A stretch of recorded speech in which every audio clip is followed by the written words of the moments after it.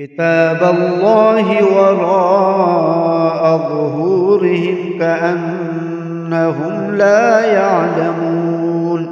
واتبعوا ما تتلو الشياطين على ملك سليمان وما كفر سليمان ولكن الشياطين كفروا يعلمون الناس السحر وما أنزل على الملكين ببابل هاروت وماروت وما يعلمان من أحد حتى يقولا إنما نحن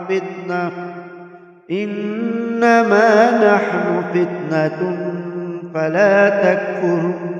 فيتعلمون منهما ما يفرقون به بين المرء وزوجه وما هم بضارين به من أحد إلا بإذن الله